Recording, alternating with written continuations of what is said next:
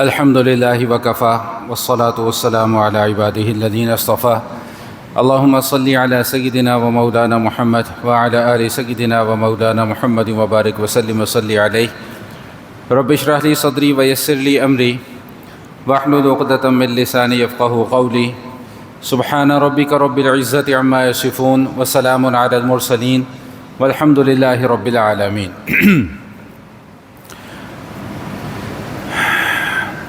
30ویں پارے کے مضامین کا بیان چل رہا ہے۔ گزشتہ نشست میں ہم نے بیٹا رہنے دو، یہ پانی کے بغیر رہنے دو، پانی کے بغیر نہ چلاؤ، وہ تو گرم ہوا پھینک رہا ہے، پانی کے بغیر رہنے دو۔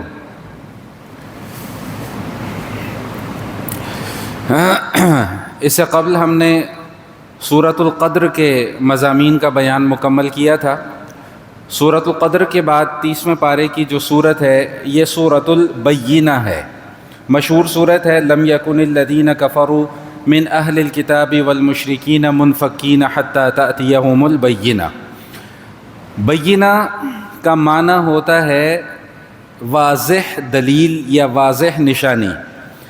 آسان الفاظ میں کہ ایسے اصول، ایسے کھلم کھلا صاف ستھرے اصول کہ جن کو سمجھنا زیادہ مشکل کام نہ ہو، یا ایسی دلیل کہ جس کو سمجھنا کوئی مشکل نہ ہو۔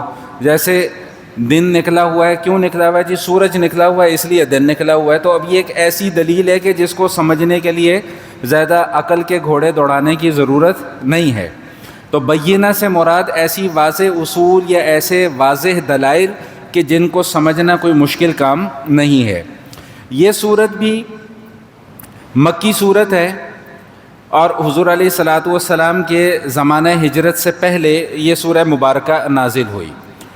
جیسا کہ میں نے پہلے بھی عرض کیا تھا کہ اب آخر کی جتنی بھی صورتیں ہیں یہ ان میں ایک تو زیادہ تر صورتیں مکی ہوں گی، اور ان صورتوں میں زیادہ تر عقائد کا بیان ہوگا، مسائل کا بیان نہیں ہوگا۔ یا تو ڈرانے والی باتیں ہوں گی یا سمجھانے والی باتیں ہوں گی، تیسری کوئی بات ان صورتوں کے اندر نہیں ہوگی۔ تو اس سورہ مبارکہ کے اندر بھی حضور علیہ الصلاۃ والسلام کے زمانے میں، جو زمانہ بعثت ہے، اس وقت جو طبقات موجود تھے ان کا ذکر کیا گیا، پھر ان کی تردید کی گئی۔ پہلے یہ سمجھ لیجئے کہ جب نبی پاک صلی اللہ تعالی علیہ وآلہ وسلم کی نبوت کے دور کا آغاز ہوا تو اس وقت کون کون سے طبقات اس وقت معاشرے میں موجود تھے۔ ایک طبقہ تو وہی تھا جو مشرکین کا طبقہ تھا، جو بتوں کی پوجا کیا کرتے تھے، یا اللہ جل شانہ کے ساتھ کچھ اور خداؤں کو بھی انہوں نے معبود بنا رکھے تھے اپنے، کہ جن کو وہ اپنا خدا تسلیم کیا کرتے تھے، تو مشرکین کا طبقہ تھا۔ ایک طبقہ تھا صابی۔ صابی سے مراد اکثر مفسرین نے لکھا ہے کہ ستارہ پرست لوگ، یہ تعداد میں بہت تھوڑے تھے، یہ ستاروں کو پوجنے والے لوگ تھے۔ اور ایک طبقہ تھا مجوسیوں کا۔ مجوسیوں سے مراد وہ طبقہ جو آگ کی پوجا کیا کرتا تھا۔ یہ زیادہ تر جو اس زمانے کے ایرانی تھے یہ سارے کے سارے مجوسی تھے، یہ آگ کو پوجتے تھے۔ اور آگ کو پوجنے کے علاوہ ان کا نظریہ یہ تھا کہ بڑے معبود جو ہیں وہ دو ہیں، ایک اچھائی کا معبود ہے، اس کا نام اہرامن تھا، اور ایک برائی کا معبود ہے، اس کا نام یزدان تھا۔ تو ان کے آگ کے علاوہ دو خدا اور تھے، ایک اچھائی کا خدا اور ایک برائی کا خدا۔ اور تیسرا بڑا طبقہ جو حضور علیہ الصلاۃ والسلام کے زمانے میں موجود تھا وہ اہل کتاب کا تھا۔ اب اہل کتاب میں یہودی بھی شامل ہیں اور اہل کتاب میں عیسائی بھی شامل ہیں۔ اس سورہ مبارکہ میں اللہ جل شانہ نے ان تمام کے تمام جو نظریات کے حامل لوگ تھے، چاہے وہ ستارہ پرست ہوں، چاہے وہ آگ پرست ہوں، چاہے وہ مشرکین ہوں، چاہے وہ اہل کتاب ہوں، ان تمام کے تمام باطل فرقوں کی تردید فرما دی ہے، اور فرما دیا کہ یہ اس وقت تک راہ راست پر نہیں آئیں گے جب تک کہ ان کے پاس کوئی واضح دلیل نہ آ جائے۔ یعنی حالات اتنے بگڑ چکے ہوئے ہیں، اخلاقی گراوٹ ان کے اندر اتنی آ چکی ہوئی ہے کہ اب یہ اس وقت تک راہ راست پر نہیں آ سکتے جب تک کہ ان کے پاس کوئی واضح دلیل نہ آ جائے۔ میں آیات کا مختصر سا ترجمہ اور تفسیر آپ کے سامنے بیان کر دیتا ہوں تاکہ بات جو ہے وہ واضح ہو جائے۔ فرمایا کہ لم یکن الذین کفروا من اہل الکتاب والمشرکین منفکین حتی تأتیہم البینہ۔ کہ اہل کتاب کے لوگ اور مشرکین منفکین، یہ باز آنے والے نہیں ہیں، یعنی اپنے کفر سے، اپنے شرک سے باز آنے والے نہیں ہیں، حتیٰ تأتیہم البینہ، یہاں تک کہ ان کے پاس کوئی دلیل نہ آ جائے۔ یہاں پر ایک نقطہ اور سمجھ لیجئے کہ آپ جب ان الفاظ کی تلاوت کریں گے تو آپ غور کیجئے گا، یوں فرمایا کہ لم یکن الذین کفروا من اہل الکتاب والمشرکین، یوں نہیں فرمایا کہ لم یکن الذین کفروا من اہل الکتاب ومن المشرکین۔ بات سمجھ میں آئی؟ جو عربی گرامر سے شغف رکھنے والے حضرات ہیں وہ میری بات آسانی سے سمجھ جائیں گے کہ یوں فرمایا کہ لم یکن الذین کفروا من اہل الکتاب والمشرکین، کہ یہ لوگ بعض آنے والے نہیں ہیں اہل کتاب میں سے بعض اور مشرکین۔ یہ من کا جو لفظ ہے، بعض مفسرین کے نزدیک یہاں پہ من تبعیض کے لیے بیان کیا جا رہا ہے۔ تبعیض کا مطلب کیا ہوتا ہے کہ میں اس کی ایک مثال سے آپ کو یوں سمجھاؤں کہ جیسے ہم یوں کہیں کہ مسجد کے بعض پنکھے چل رہے ہیں، سمجھ رہے ہیں بات؟ یعنی جتنے پنکھے اس وقت مسجد میں لگے ہوئے ہیں ان میں سے بعض چل رہے ہیں، بعض کا مطلب چند ایک پنکھے چل رہے ہیں، باقی سارے کے سارے بند ہیں۔ تو یہ جو تبعیض کا لفظ ہے اس کا یہ معنی ہوتا ہے کہ اہل کتاب میں سے بعض لوگ بعض آنے والے نہیں ہیں، یعنی وہ کفر کا راستہ چھوڑنے والے نہیں ہیں۔ یہاں پر یہ بات اچھے طریقے سے سمجھ لیں کہ جب حضور علیہ الصلاۃ والسلام کی تشریف آوری ہوئی ہے تو اہل کتاب کے 3 دھڑے بن گئے، جیسا کہ ابھی آگے آ رہا ہے کہ وما تفرق الذین اوتوا الکتاب الا من بعد ما جاءتهم البینہ، کہ اہل کتاب فرقوں میں تقسیم ہو گئے، گروہوں میں تقسیم ہو گئے، باوجود اس کے کہ دلیل ان کے پاس آ چکی ہے۔ وہ دلیل کیا ہے اس کا بھی میں ابھی ذکر کر دیتا ہوں، لیکن پہلے یہ سمجھ لیجئے کہ جب حضور علیہ الصلاۃ والسلام کی تشریف آوری ہوئی تو یہ اہل کتاب 3 طبقات میں تقسیم ہو گئے۔ ایک طبقہ وہ تھا کہ جو حضور علیہ الصلاۃ والسلام کی تشریف آوری سے پہلے بھی حضور پر ایمان رکھتا تھا اور بعد میں بھی انہوں نے ایمان قبول کر لیا، اگرچہ یہ تعداد میں بہت تھوڑے تھے۔ اور ایک طبقہ وہ تھا کہ جو حضور علیہ الصلاۃ والسلام کی تشریف آوری سے پہلے تو آپ کو آخری نبی مانتے تھے کہ بھئی ایک آخری نبی نے آنا ہے اور فلاں فلاں جگہ میں آنا ہے، وہ ساری باتیں آپ پیچھے پڑھ کر آ چکے ہیں۔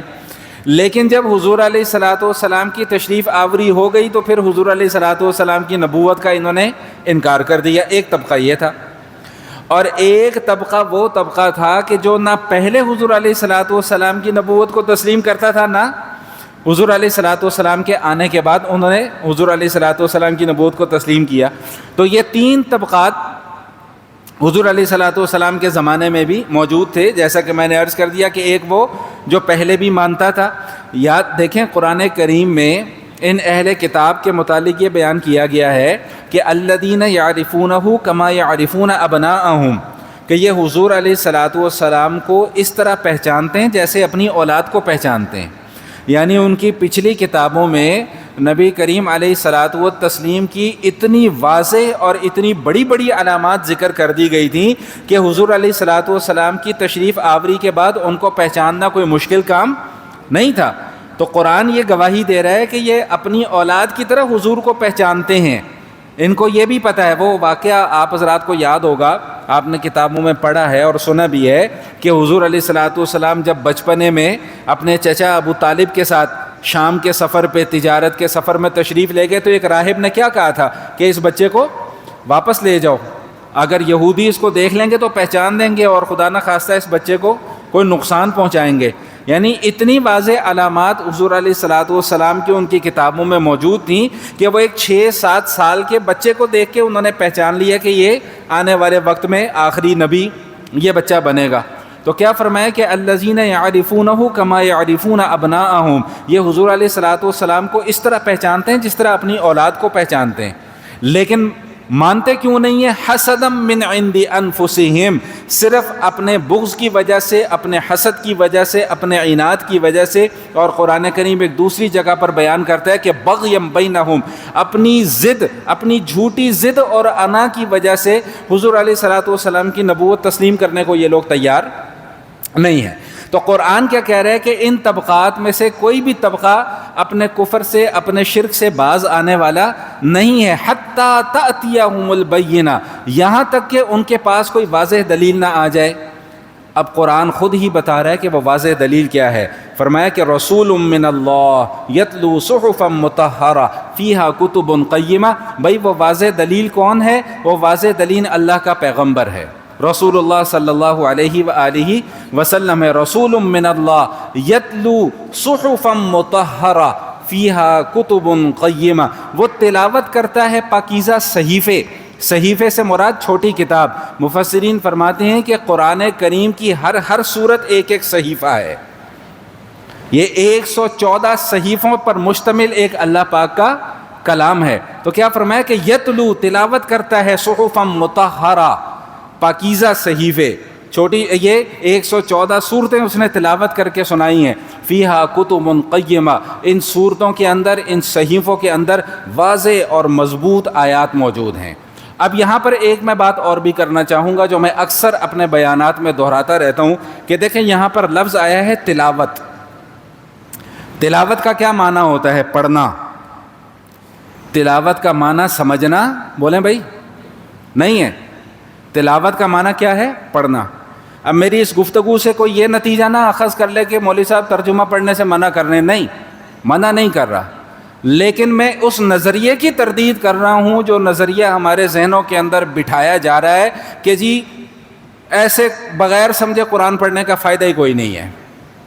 یہ نظریہ آہستہ آہستہ ہماری نوجوان نسل کے ذہنوں کے اندر بٹھایا جا رہا ہے۔ رمضان میں تراویح پڑھ رہے ہوتے ہیں تو کہتے ہیں جی ایسے طوطے کی طرح زبانی رٹنے کا کیا فائدہ ہے؟ تو میں اس کا جواب یہ دیا کرتا ہوں کہ بھائی جو پڑھتے ہیں نا ان کے لیے فائدہ ہے، جو نہیں پڑھنا چاہتے ان کے لیے فائدہ نہیں ہے۔ فائدہ ان لوگوں کے لیے ہے جو قرآن کو اللہ کا کلام مانتے ہیں۔ ہم تو بھائی اللہ کا کلام سمجھ کے اس کو پڑھتے ہیں، سمجھنے کا مرحلہ بعد میں ہے، کوئی خدا نہ خواستہ انکار تھوڑی کر رہے ہیں کہ آپ نے قرآن کو سمجھنا نہیں ہے۔ ہم تو صرف اس نظریے کی تردید کرنا چاہ رہے ہیں۔ ایک صاحب مجھے فرمانے لگے کہ جی یہ ایسے جو پڑھ رہے ہیں اس کا کیا فائدہ ہے؟ تو میں نے ان کو یہ جواب دیا کہ جی کیا کریں، پھر پڑھنا چھوڑ دیں؟ بھائی جس چیز کا فائدہ نہیں ہے پھر اس کو چھوڑ دینا چاہیے نا۔ پھر بھائی اگر قرآن کو پڑھنے کا فائدہ نہیں ہے تو کیا کریں؟ پھر قرآن پڑھنا چھوڑ دیں، کیا کریں؟ تو بات سمجھ لیجئے کہ یہاں پر قرآن بھی یہ کہہ رہا ہے کہ حضور علیہ الصلاۃ والسلام یتلو صحفا مطہرہ، بھائی تلاوت کر کے بتلا رہے ہیں۔ سمجھایا حضور نے بعد میں ہے، پہلے تلاوت کر کے سنائی ہے۔ سمجھ میں آ رہی ہے بات کہ نہیں آ رہی؟ سمجھنے تو حضور کے پاس صحابہ جب بن گئے تب آئے ہیں، ایمان تو صرف تلاوت سن کر قبول کیا ہے، سمجھ کر نہیں قبول کیا۔ میرا خیال ہے نہیں پلے پڑ رہی بات۔ تو اس لیے یہ نظریہ جو ہے یہ بالکل باطل ہے کہ جی قرآن کو بغیر سمجھے پڑھنے کا کوئی فائدہ نہیں ہے۔ بھائی فائدہ ہے، ہاں سمجھ کر پڑھنے کا زیادہ فائدہ ہے۔ بھائی آپ قرآن کو سیکھیں جس طرح آپ دنیا کے باقی تعلیم سیکھ رہے ہیں، باقی فنون سیکھ رہے ہیں، باقی علوم سیکھ رہے ہیں، بالکل اسی طرح قرآن بھی سیکھیں۔ کس نے منع کیا آپ کو؟ کسی نے روکا تو نہیں ہے۔ ہاں بس خود سے مجتہد نہ بنے، ہم اس چیز کو روکنے کی کوشش کرتے ہیں کہ خود سے مجتہد مفسر بن کے نہ بیٹھ جائیں کہ بھائی اب میں قرآن سے یہ مسئلہ نکالوں گا، اب میں قرآن کی یہ تفسیر بیان کروں گا۔ حضور علیہ الصلاۃ والسلام ارشاد فرماتے ہیں جس کا مفہوم یہ ہے، اللہ تعالیٰ کمی بیشی معاف فرمائے، کہ جس شخص نے من قال فی القرآن برأیۃ فقد اخطأ، او کما قال علیہ الصلاۃ والسلام، کہ جس شخص نے قرآن کریم کی تفسیر میں اپنے سے کوئی بات کہی، فقط اخطأ، اس نے گناہ کا کام کیا۔ اس لیے ہماری تو صرف درخواست یہ ہوتی ہے کہ بھئی آپ قرآن پڑھیں بھی، قرآن سمجھیں بھی، قرآن سیکھیں بھی۔ ہاں جہاں کہیں پھنس جائیں تو پھر قرآن کے ماہر کے پاس آئیں اور اس سے پوچھ لیں کہ بھئی اس مسئلے کا کیا حل ہے۔ خود سے مجتہد یا مفسر بن کے اس کی تفسیر بیان کرنا نہ شروع کریں۔ تو کیا ارشاد فرمایا کہ یتلو صحفا مطہرہ، بھئی یہ جو اللہ کا پیغمبر ہے یہ تلاوت آیات کر کے سناتا ہے، فیہا کتب قیمہ، ایسی تلاوت، ایسی آیات کہ جن کے اندر مضبوط اور مستحکم احکام موجود ہیں۔ بھئی ہر چیز واضح ہے، یہ کرنا ہے یہ نہیں کرنا، اس سے بچنا ہے اس سے نہیں بچنا، واضح آیات ہیں، ان میں زیادہ کوئی حیل و حجت کی ضرورت ہی نہیں ہے۔ اب اگلی آیات کو سمجھ لیجئے کہ فیہا کتب قیمہ وما تفرق الذین اوتوا الکتاب الا من بعد ما جاءتهم البینہ، یہی جو مضمون میں ابھی بیان کر کے آیا کہ حضور علیہ الصلوۃ والسلام کی تشریف آوری کے وقت اہل کتاب کے 3 طبقات تھے۔ دوبارہ عرض کیے دے رہا ہوں، ایک وہ طبقہ جو حضور علیہ الصلوۃ والسلام کی تشریف آوری سے پہلے بھی حضور کو اللہ کا نبی مانتا تھا کہ بھائی آخری نبی آئے گا، جیسا کہ میں نے ابھی تفصیل عرض کر دی، اور حضور علیہ الصلوۃ والسلام کی تشریف آوری کے بعد بھی انہوں نے ایمان قبول کر لیا۔ دوسرا طبقہ وہ جو تشریف آوری سے پہلے تو آپ کو مانتے تھے لیکن تشریف آوری کے بعد انہوں نے آپ کا انکار کر دیا۔ تیسرا طبقہ وہ جو نہ پہلے مانتے تھے نہ جنہوں نے بعد میں مانا۔ تو اللہ کیا فرما رہے ہیں کہ وما تفرق الذین اوتوا الکتاب الا من بعد ما جاءتهم البینہ، کہ بینہ آ گئی، رسول آ گئے، اس کے بعد بھی ان لوگوں نے ایمان قبول نہیں کیا۔ حالانکہ اللہ تعالیٰ، آپ ان آیات کو جب جا کر پڑھیں گے نا تو آپ کو انداز ہوگا کہ ایسا محسوس ہوگا کہ جیسے اللہ تعالیٰ نا شاید کوئی گلہ شکوہ کر رہے ہیں، کوئی گلہ کر رہے ہیں۔ بھائی شکوہ اور گلہ اپنوں سے کیا جاتا ہے نا، غیروں سے تو نہیں کیا جاتا۔ بھائی میری اگر اللہ نہ کرے، میں ایک مثال دینے کے لیے سمجھا رہا ہوں، میری آپ سے کوئی ناراضگی ہو جاتی ہے تو میں گلہ شکوہ کرنے آپ ہی کے پاس آؤں گا نا۔ بھائی مسئلہ میرا ہے، گلے شکوے آپ سارے جہان سے جا کے کر رہے ہیں تو یہ تو غیبت ہے۔ تو جس سے گلہ ہے، جس سے شکوہ ہے، اسی کے پاس جاؤ۔ یہ سارے جہان کو جا کے کہانیاں سنانے کی کیا ضرورت ہے؟ سمجھ میں آ رہی کہ نہیں آ رہی؟ تو یہاں پہ اب دیکھو نا بھائی، سارے اللہ کے ہیں تو بندے نا، جو کافر ہیں ان کو بھی اللہ نے پیدا کیا، جو مسلمان ہیں ان کو بھی اللہ نے پیدا کیا۔ اللہ کہتا ہے وہ بھی میرے بندے ہیں، یہ بھی میرے بندے ہیں۔ اللہ کہتے ہیں الحمدللہ رب العالمین، کہ سارے جہانوں کا پروردگار ہوں۔ اللہ تعالیٰ نے یہاں پہ رب المسلمین نہیں کہا کہ میں صرف مسلمانوں کا پروردگار ہوں، نہیں، فرمائے رب العالمین، تمام کے تمام جہانوں کا پروردگار ہوں۔ اب ان جہانوں میں اللہ کے ماننے والے بھی شامل ہیں، نہ ماننے والے بھی شامل ہیں، تو ہیں تو سارے اللہ کے بندے۔ ہاں، کچھ ایسے بندے نکل آئے کہ جنہوں نے اللہ کو نہیں مانا، تو اب ان سے اللہ تعالیٰ ایک گلہ اور شکوہ کر رہے ہیں کہ وما امروا الا لیعبدوا اللہ مخلصین لہ الدین۔ بھائی ان سے کیا ڈیمانڈ ہماری کیا تھی؟ ڈیمانڈ یہی تھی نا کہ بھائی خالص مخلص ہو کر اللہ کے دین قبول کر لو، اس سے زیادہ تو کوئی اور ڈیمانڈ نہیں تھی نا۔ بھائی اخلاص کا کیا معنی ہوتا ہے؟ اخلاص کا معنی ہوتا ہے ایسا عمل جس کے اندر کوئی ملاوٹ نہ ہو۔ سمجھ رہے ہیں بات؟ ہم کہتے ہیں نا خالص دودھ، خالص شہد، اصلی دیسی گھی، وہ علیحدہ بات ہے کہ یہ ہماری بدقسمتی ہے کہ ہمیں دودھ کے ساتھ خالص لکھنا پڑتا ہے، وگرنہ کوئی یقین ہی نہیں کرے گا۔ ٹھیک، تو خالص دودھ کا کیا مطلب ہوتا ہے کہ بھئی ایسا دودھ کہ جس کے اندر پانی کی ملاوٹ نہیں ہے۔ اصلی دیسی گھی کیا مطلب کہ بھئی ایسا دیسی گھی جو کہ کیمیکل سے پاک ہے۔ خالص شہد کیا مطلب کہ یہ کوئی فارمی شہد نہیں ہے، یہ پراپر درختوں پہ لگا ہوا مکھیوں سے کا اتارا ہوا شہد ہے۔ تو میں نے عرض کیا کہ وہ ہماری بدقسمتی ہے۔ اب دودھ کے ساتھ خالص لکھنے کی کیا ضرورت ہے؟ دودھ تو ہوتا ہی خالص ہے۔ بھائی گائے جب دودھ دیتی ہے، یا بھینس جب دودھ دیتی ہے، یا بکری جب دودھ دیتی ہے تو وہ پانی ملا ہوا دودھ دیتی ہے؟ نہیں، وہ تو دودھ دیتی ہے، اس کے دودھ میں تو کوئی فرق نہیں ہوتا نا کہ یہ خالص ہے یا نہیں ہے۔ ٹھیک، وہ تو ہم نے بیچ میں 2 نمبری کر کے اب اوپر لیبل لگا دیا کہ جی یہ خالص ہے، یہ خالص نہیں ہے۔ وہ ایک لطیفہ مجھے یاد آ گیا، ایک جگہ کہیں لکھا ہوا پڑا کہ بھئی دودھ اتنے روپے کلو، خالص دودھ اتنے روپے کلو، اللہ دی قسمیں خالص دودھ اتنے روپے کلو۔ تو یہ تو ہماری حالت ہے کہ ہمیں قسمیں کھا کھا کر یہ یقین دہانی کروانی پڑ رہی ہے کہ بھئی یہ ملاوٹ سے پاک دودھ ہے۔ تو بہرحال واپس اپنے مضمون کی طرف آتے ہیں۔ اللہ کیا کہہ رہے ہیں کہ بھئی ہماری ڈیمانڈ کیا ہے؟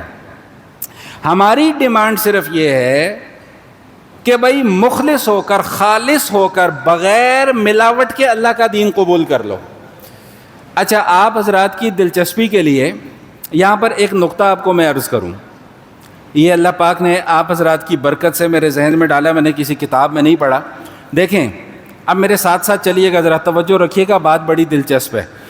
قرآن کریم کی، اب آپ سب اس بات کا جواب دیں گے، کتنی صورتیں ہیں بھائی؟ 114۔ 114 صورتوں کے جو نام ہیں، جتنے بھی نام ہیں، یا تو ان ناموں میں سے کچھ صورتیں ایسی ہیں کہ جو نام کسی شخصیت کی طرف منسوب ہیں، جیسے سورہ ابراہیم ہے، سورہ یونس ہے، سورہ یوسف ہے، سورہ محمد ہے، اور سورہ ہود ہے۔ اور بعض صورتیں ایسی ہیں کہ ہر صورت کا جو نام ہے وہ لفظ اس صورت کے اندر استعمال ہوا ہے.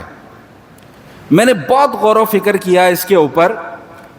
2 صورتیں ایسی ہیں کہ جن کے نام ایسے ہیں کہ جو لفظ صورت کے اندر موجود نہیں ہے.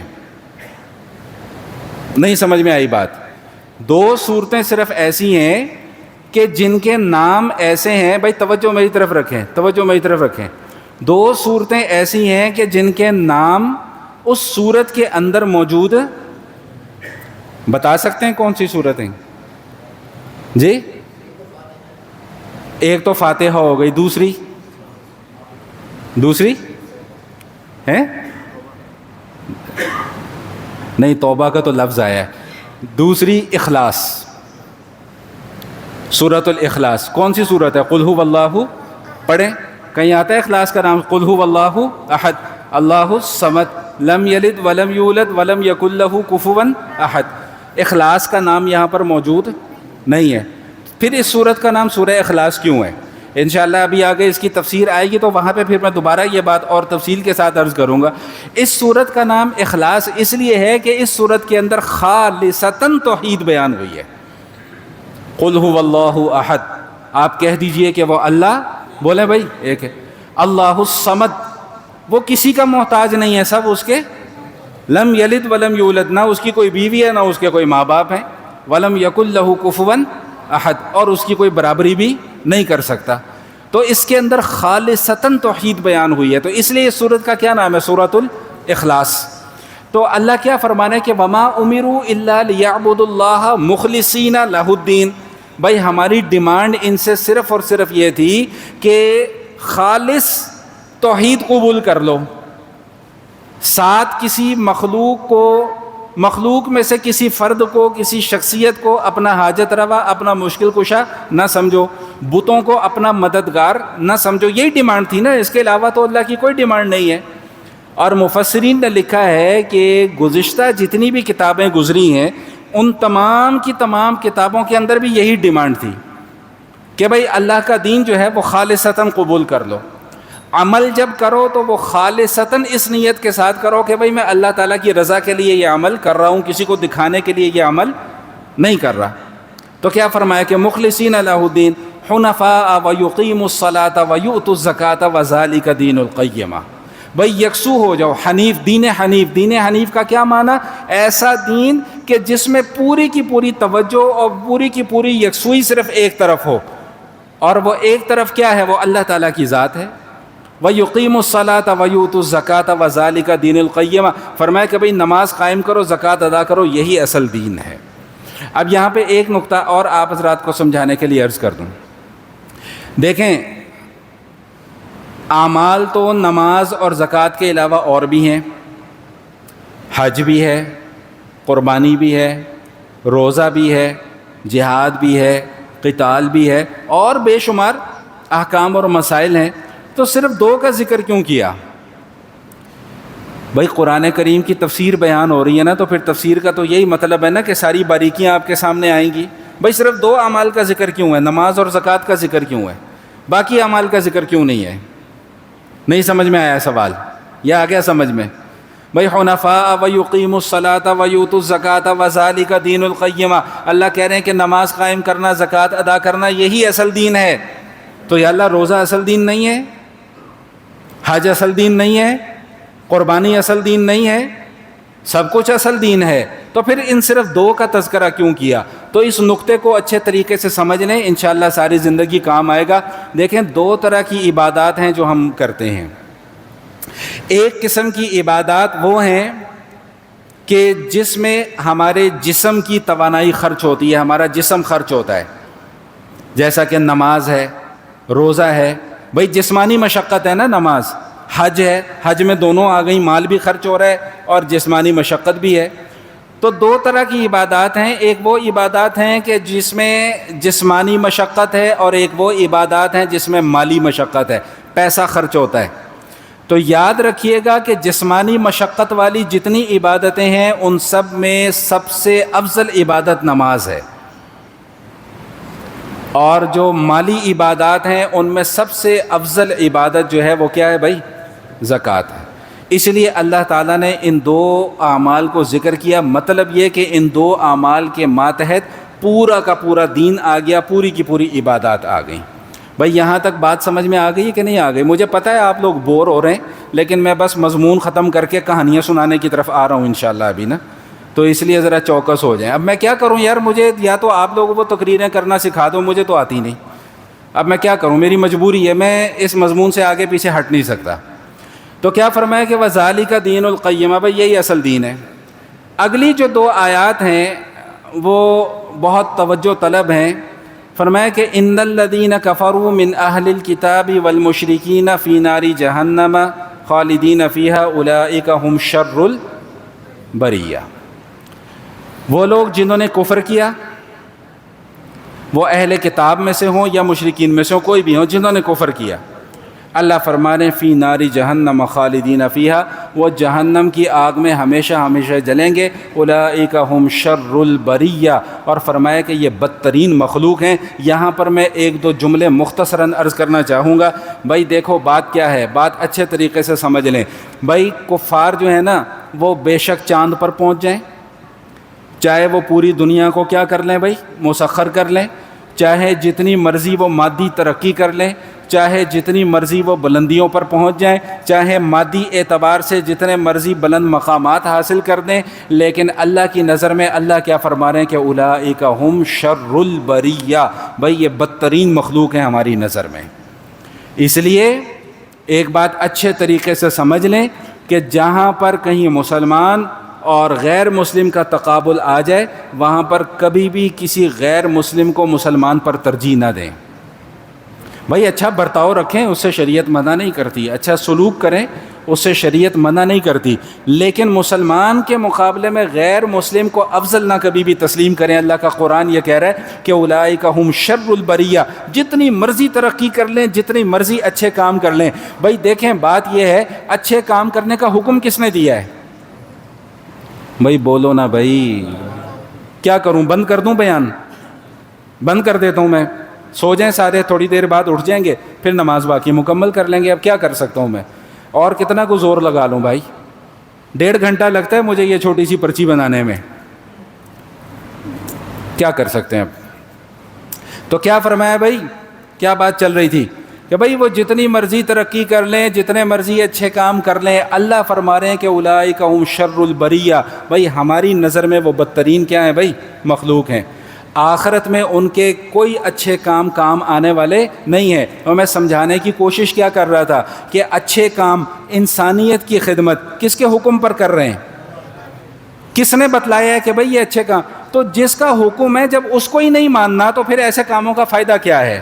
تو معلوم یہ ہوا کہ ان کے اچھے کام اللہ کو خوش کرنے کے لیے نہیں ہوتے، ان کے اچھے کام صرف دنیا کو دکھانے کے لیے ہوتے ہیں۔ جبکہ مسلمان جب بھی کوئی اچھا کام کرتا ہے تو اس کا پہلا اور آخری نظریہ کیا ہوتا ہے کہ بھئی میں حج کس کے لیے کر رہا ہوں؟ اللہ کے لیے۔ میں نماز کس کے لیے پڑھ رہا ہوں؟ اللہ کے لیے۔ میں قربانی کس کے لیے کر رہا ہوں؟ اللہ کے لیے۔ میں کسی غریب کی مدد کر رہا ہوں، صدقہ کر رہا ہوں، خیرات کر رہا ہوں، زکوٰۃ دے رہا ہوں، کس کے لیے دے رہا ہوں؟ اللہ۔ کس کے حکم پر کر رہا ہوں؟ اللہ کے حکم پر۔ تو مومن کا نظریہ اللہ سے شروع ہوتا ہے اور اللہ پر جا کر ختم ہوتا ہے۔ اسی لیے اگلی آیات میں اللہ پاک نے ارشاد فرما دیا کہ ان الذین آمنوا وعملوا الصالحات اولئک هم خیر البریہ، جن لوگوں نے ایمان قبول کیا اور شرط کیا ہے؟ ایمان کے ساتھ اچھے کام بھی کیے، اچھے کام بھی کیے، تب جا کر ایمان مکمل ہوتا ہے۔ تو فرمایا کہ اولئک هم خیر البریہ، بھئی یہ بہترین مخلوق ہے اللہ تعالیٰ کی نظر میں۔ اور جب بہترین مخلوق ہے تو اللہ تعالیٰ فرما رہے ہیں کہ پھر آخرت میں ان کے لیے انعام کیا ہے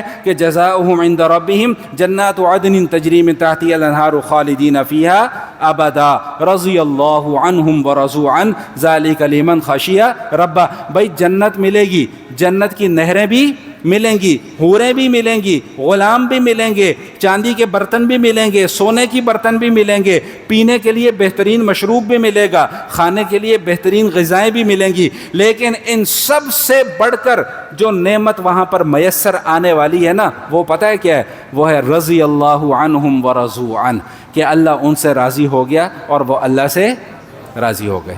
یہ شاید حدیث میں نے پہلے بھی آپ کے سامنے کسی موقع پر بیان کی تھی، جس کا خلاصہ کیا ہے بھائی؟ جس کا خلاصہ یہ ہے کہ بھائی جب جنت والے جنت میں چلے جائیں گے، دوزخ والے دوزخ میں چلے جائیں گے، تو اللہ تعالیٰ اہل جنت کو اکٹھا کریں گے، اہل جنت کو اکٹھا کریں گے، اور اہل جنت کو اکٹھا کرنے کے بعد پھر اللہ تعالیٰ کے ایک اعلان فرمائیں گے۔ یہ اعلان دنیا اور آخرت کی جتنی بھی نعمتیں ہیں ان تمام کی تمام نعمتوں میں سب سے بڑا انعام ہوگا۔ اور وہ کیا انعام ہوگا؟ وہ یہ انعام ہوگا، توجہ سب کی میری طرف ہوگی تو مجھے یہ بات کرنے کا مزہ بھی آئے گا۔ وہ انعام کیا ہوگا؟ وہ انعام یہ ہوگا کہ اللہ تعالیٰ یہ اعلان فرما دیں گے کہ میرے بندو، آج میں تم سے راضی ہو گیا، آج کے بعد میں تم سے کبھی بھی ناراض نہیں ہوں۔ دنیا اور آخرت کی ساری نعمتیں اکٹھی کر لیں، جو پہلوں کو ملی وہ بھی اکٹھی کر لیں، جو بعد والوں کو ملنی ہے وہ بھی اکٹھی کر لیں، ان ساری کی ساری نعمتوں کو اکٹھا کر لیں،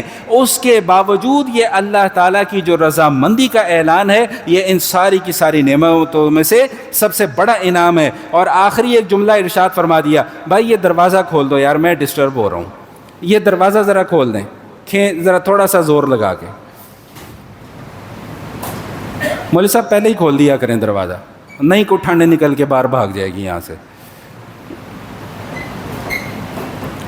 اچھا چلو بھائی، تو یہ سارے کے سارے انعامات یہ ملیں گے کس کو بھائی؟ یہ اللہ تعالیٰ کی رضا کا انعام ملے گا کس کو؟ اللہ تعالیٰ نے ایک جملے میں ارشاد فرما دیا، یہ اس کو ملے گا ذالک لمن خشی ربہ، جو اپنے رب سے ڈرتا رہے گا۔ بھائی اللہ سے محبت اپنی جگہ، اللہ کا ڈر اپنی جگہ۔ اللہ اپنے بندوں سے بہت محبت کرتے ہیں، لیکن ماں باپ بھی محبت کرتے ہیں نا، ماں باپ محبت کرتے ہیں، تو ماں باپ کبھی کبھی کیا کرتے ہیں بھائی؟ بولے نا بھائی، سختی بھی کرتے ہیں۔ تو سختی ان کی اپنی اولاد سے نفرت کی بنا پر نہیں ہوتی، محبت کی بنا پر ہوتی ہے کہ میرا بچہ غلط راستے پہ نہ چلے۔ تو اللہ تعالیٰ بھی اس لیے کبھی کبھی سختی فرماتے ہیں کہ میرا بندہ غلط راستے پر نہ چلے۔ تو یہ انعام کس کو ملے گا بھائی؟ یہ انعام اس کو ملے گا کہ ذالک لمن خشیہ ربہ، جو بندہ اپنے رب سے ڈر جائے گا۔ سورۃ البینہ کے یہ مختصر سے مضامین تھے جو میں نے آپ حضرات کے سامنے بیان کر دیے۔ اگر اجازت ہو تو مختصراً چند مسائل ہیں، وہ بھی آپ کے سامنے عرض کر دوں۔ جی اجازت ہے جی؟ قربانی کے ایک دو مسائل ہیں اور ایک مسئلہ نماز کے متعلق ہے، پہلے وہ سن لیں بھائی، جاگ جائیں ذرا، یہ سونے والوں کے لیے آ رہا ہے مسئلہ۔ بھائی مسئلہ کیا ہے؟ مسئلہ یہ ہے کہ یہ جو جمائی آتی ہے، جمائی ہماری زبان میں اسے کیا کہتے ہیں؟ باسی؟ کیا کہتے ہیں؟ یہ کہتے ہیں نا؟ اچھا، یہ جو جمائی آتی ہے، دیکھیں پہلے تو یہ سمجھ لیں کہ حضور علیہ الصلاۃ والسلام نے یہ جو جمائی آتی ہے اس کے متعلق فرما دیا کہ بھئی یہ جمائی شیطان کی طرف سے ہوتی ہے، خاص طور پر نماز میں۔ جب بندہ نماز پڑھتا ہے نا تو شیطان پیچھے سے آ جاتا ہے کہ تیری نماز میں کسی طریقے سے خراب کر دوں، تو پھر وہ انسان کی طبیعت کے اندر نا سستی اور کاہلی پیدا کرتا ہے۔ تو یہ سستی اور کاہلی کی وجہ سے جمائی آتی ہے۔ تو حضور علیہ الصلاۃ والسلام نے ارشاد فرمایا، ترمذی کی حدیث ہے، فرمایا کہ نماز میں جمائی کا آنا یہ شیطان کی طرف سے ہے۔ تو فرمایا کہ تم میں سے جس کی جتنی قوت ہو اس جمائی کو روکے۔ سمجھ رہے ہیں بات؟ اب اس کو روکنے کا کیا طریقہ ہے؟ آپ نماز پڑھ رہے ہیں، قیام میں کھڑے ہوئے ہیں، ٹھیک ہے، ہاتھ بندے میں۔ اب اس کا روکنے کا طریقہ یہ ہے کہ یہ دایاں ہاتھ اٹھائیں اور اس کی پشت سے ایسے منہ کے اوپر ہاتھ رکھ لیں، اور اگر آپ کسی اور رکن میں ہیں تو بایاں ہاتھ اٹھائیں اور اس کی پشت سے منہ پر ہاتھ رکھ لیں۔ اور سب سے آسان طریقہ جمائی کو روکنے کا ہمارے استاد جی نے ہمیں بتلایا تھا، وہ کیا؟ بھائی میری طرف دیکھو، مسئلہ سمجھ میں آ جائے گا۔ وہ فرماتے تھے ایسے کر لو، سب میرے چہرے کی طرف دیکھیں، ایسے، بس دبانا نہیں ہے، بس روکنا ہے۔ نیچے والے ہونٹ کو دانتوں کے نیچے کر لیں، بس ایسے، جمائی کیا ہو جائے گی بھائی؟ رک جائے گی۔ ایک مسئلہ۔ دوسرا مسئلہ، یہ جو بعض لوگوں کو عادت ہوتی ہے جمائی لیتے ہیں تو پورا جہان سر پہ اٹھا لیتے ہیں، پوری مسجد والوں کو پتہ چل رہا ہوتا ہے کہ صاحب کو جمائی آ رہی ہے، ٹھیک؟ اس کے متعلق بھی حدیث سن لیں۔ اس کے متعلق حضور علیہ الصلاۃ والسلام نے ارشاد فرمایا کہ جب جمائی کسی کو آتی ہے اور وہ منہ سے ہا ہا وا وا کی آوازیں نکالتا ہے تو فرمایا کہ شیطان اس پر ہنستا ہے، شیطان ہنستا ہے، اے دیکھو کیا حرکتیں کر رہا ہے، کھڑا ہوا اپنے رب کے سامنے ہے اور حرکتیں، بھائی نہیں پلے پڑ رہی بات، بھائی کھڑے ہوئے رب کے سامنے ہو تو حرکتیں کیا کر رہے ہو کر کے آوازیں نکال رہے ہیں. بات سمجھ میں آ گئی کہ نہیں آ گئی؟ نمبر 3، حدیث شریف میں آتا ہے حضور علیہ الصلوۃ والسلام نے ارشاد فرمایا کہ بھائی جب جس شخص کو جمائی آئے وہ اپنے منہ پر ہاتھ رکھ لیا کرے، کیونکہ کھلے منہ کے راستے سے شیطان اس کے جسم کے اندر داخل ہو جاتا ہے. اب لاجیکلی تو شاید میں ان باتوں کو نہ سمجھا پاؤں کہ بھائی شیطان منہ کے اندر کیسے داخل ہوتا ہے، لاجیکلی تو شاید میں ان باتوں کو نہ سمجھا پاؤں، لیکن میں بارہا عرض کر چکا ہوں کہ ہمارے دین کی بنیاد کس پر ہے بھائی؟ نقل پر ہے، عقل پر نہیں ہے. اللہ کے نبی نے فرما دیا شیطان داخل ہوتا ہے تو بھائی ہوتا ہے. اب سمجھ میں آئے تب بھی داخل ہوتا ہے، نہ سمجھ میں آئے تب بھی داخل ہوتا ہے. تو اس لیے بھائی اس بات پر، اس مسئلے میں ذرا احتیاط کیا کریں. اور ویسے بھی یہ منہ سے عجیب و غریب قسم کی آوازیں نکالنا یہ مجلس کے آداب کے ویسے ہی خلاف ہے. اس انتہا درجے کی سستی اور انتہا درجے کی کاہلی کی علامت ہے، جو کہ نماز کے اندر آ کر وہ سستی اور کاہلی جب آئے گی تو بھائی پھر اس کی پکڑ جو ہے وہ بھی اتنی کیا ہوگی بھائی؟ زیادہ سخت ہوگی. تو ایک تو میں نے یہ مسئلہ آپ حضرات کے سامنے عرض کرنا تھا. مولوی صاحب کیا ٹائم ہوا ہے؟ 18 منٹ. اچھا چلو بھائی قربانی کا ایک مسئلہ سن لیں، باقی مسئلے پھر انشاءاللہ بیان کے ساتھ 1-2 نشستیں اور ہیں تو اس میں بیان کر دیں گے. اچھا بھائی مسئلہ یہ ہے، جو بار بار مجھ سے جو سوالات میرے پاس بار بار آتے ہیں، ویسے تو ہر سال یہ مسائل آپ کے سامنے بیان کیے جاتے ہیں، لیکن چونکہ سال گزرنے کے بعد یادداشت کمزور ہے تو وہ ذہن سے نکل جاتے ہیں، اس لیے پھر بار بار آپ کے سامنے ان مسائل کو دہرایا جاتا ہے. بھائی جو مسئلہ آج بھی ایک مسئلہ آیا، مجھے بڑا تعجب ہوتا ہے جب میں اس قسم کے سوالات کو سنتا ہوں. سوال یہ آیا کہ بھائی کہ جو شخص پہلی مرتبہ زندگی میں قربانی کر رہا ہو تو وہ قربانی اللہ کے نام کی کرے گا کہ اپنے نام کی کرے گا؟ یہ سوال آیا. تو میں نے پھر جواباً یہ عرض کیا کہ بھئی قربانی تو ہوتی ہی کس کے نام کی ہے؟ اللہ کے نام کی. بھئی میرے نام کی قربانی یا قاری ابرار صاحب کے نام کی قربانی کرو گے تو حرام ہے. نہیں سمجھ میں آئی بات؟ کسی بابا جی کے نام کی قربانی کرو گے وہ تو حرام ہے، ناجائز ہے، شرک ہے. تو قربانی ہوتی کس کے نام کی ہے؟ ہاں آپ یہ کہیں گے کہ بھئی میں اپنا فرض ادا کر رہا ہوں، اپنی جانب سے یہ فرض ادا کر رہا ہوں. تو بات سمجھ میں آئی کہ نہیں آئی؟ تو بھائی یاد رکھیں، چاہے کوئی پہلی مرتبہ قربانی کر رہا ہو، چاہے کوئی 10ویں مرتبہ قربانی کر رہا ہو، جو شخص صاحب نصاب ہو اور وہ قربانی کر رہا ہو وہ اسی کی طرف سے قربانی ہوگی. مسئلہ سمجھ میں آ گیا کہ نہیں آ گیا؟